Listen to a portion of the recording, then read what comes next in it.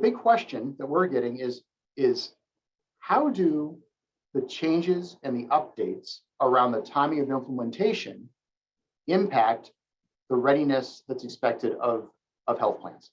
And it's a fair question, because to recap, you'll see on the left-hand side here, we all understand this, I believe, that the preparation that we are accountable for today is really around the establishment of processes, protocols, and procedures. So to recap, we need to establish that process, to update and verify attested provider data once a quarter.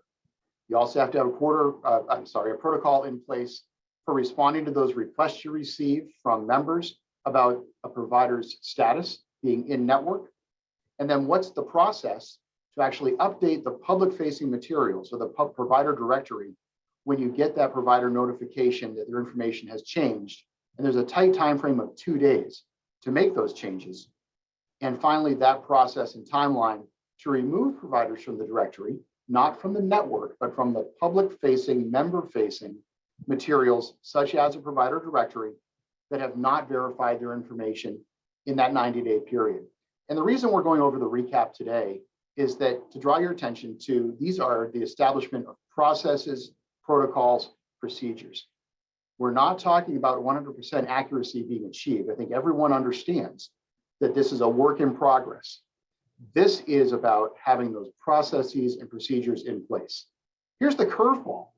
In July, we had that interim final rule that essentially said, we're going to focus on part one here.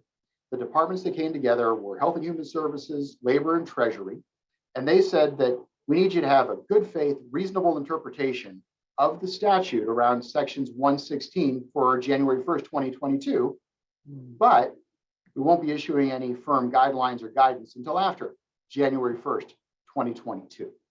So the natural question was, so what do we do with that? Our advice is look at that good faith, reasonable interpretation. Look at what we know is in the rule that's outlined on the left-hand side of your screen, and then read the most recent, published in August. We have these on the next slide, the August 20th FAQs. So if we go to that, you'll see that there's an attempt at clarification here. What we said, what we've heard in those frequently asked questions, and there's a link to this in the materials associated with this meeting. Again, worth reading the bulleted version that's at that link. While regulations likely they won't be until after January 1st, 2022, the expectation, again, reiterated in the frequently asked questions, is that health plans are being asked to make a good faith, reasonable interpretation of the statute, make the effort. That's a focus on having those policies, those protocols, the procedures in place between now and January 1st, 2022, so that over time, we can begin the process of improving the overall accuracy of our public-facing, member-facing provider directories. They went on in the FAQs to define good faith compliance. And what they said, you can read it here, is that means that the plans must honor cost sharing that would apply as if that service was furnished by a participating provider. And this is the important part related to 116. If a member is provided inaccurate information by the plan or issuer under either the displayed provider directory or through any other information provided in response to your health plan. This speaks to future enforcement. And we spend a significant amount of time working with CSIO, who is the implementation arm of CMS, accountable for the No Surprises Act. And in those conversations, the tone is about when and not if. I think there's been a general acceptance that they need to focus on the mechanics of what that payment will look like under No Surprises. That has to be the first thing.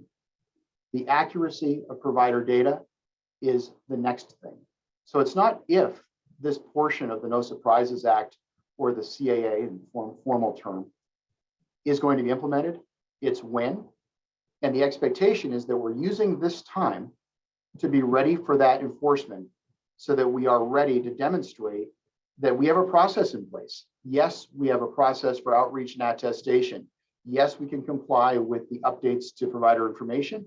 And yes, we can be responsive in the time required for getting back to our members who raise an issue, our providers who change their data, and changing our provider directory in that 2 business day timeline.